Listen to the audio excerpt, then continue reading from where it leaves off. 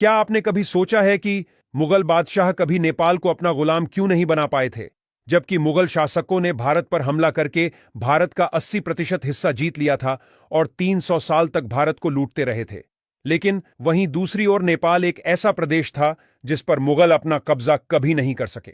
नेपाल के पास ऐसी कौन सी ताकत थी जिससे मुगल शासक भी डरते थे? तो आइए जानते हैं दिमाग हिला देने वाली नेपाल की ताकत के बारे में। दरअसल ताकतवर मुगल सेना के लिए नेपाल को हराना मुश्किल ही नहीं बल्कि नामुमकिन था। इसके पीछे 3 मुख्य कारण थे। पहला कारण था नेपाल का भौगोलिक रूप। नेपाल पूरा पर्वतों से घिरा हुआ देश है। दुनिया के सबसे बड़े 10 पर्वतों में से 8 पर्वत सिर्फ नेपाल में ही है।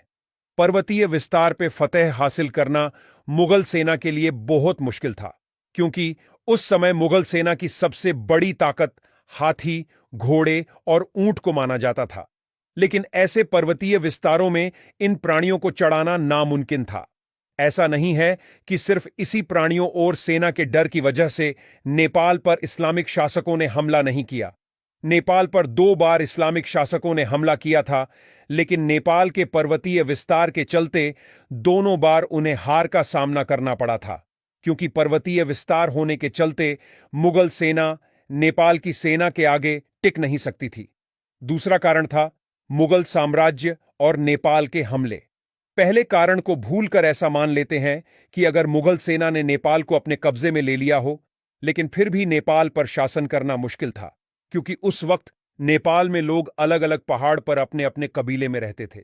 अगर यह लोग अपने कबीलों में अगर मुगलों के खिलाफ विद्रोह करे तो मुगल सैनिकों तक तुरंत खबर नहीं पहुंचेगी, और मुगल सैनिक ऐसे पहाड़ी इलाकों में अच्छी तरह से नहीं लड़ सकते। इसके कारण वह मारे जाते, और बार बार ऐसे हमले होने के कारण मुगल बादशाह के लिए दिल्ली से नई सेना भेजना खर्चे का काम था। इसी वजह से नेपाल पर मुगल शासक हमला करने का सोचने की हिम्मत भी नहीं करते थे। तीसरा कारण था व्यापार और घाटे का सौदा। जब भी कोई राजा दूसरे राजा पर हमला करता था तो उसमें उन्हें कोई फायदा दिखता था। वो फायदा चाहे पैसा का था या अपना साम्राज्य बड़ा करने का था। लेकिन नेपाल पर हमला करने से मुगल बादशाह को दोनों तरफ से नुकसान ही होता, क्योंकि ऐसे पहाड़ी इलाकों पर कब्जा करने के लिए ज्यादा सैन्य की जरूरत पड़ती, और जितना खर्च इस सैन्य पर होता उतना तो शायद नेपाल से धन मिलता भी नहीं।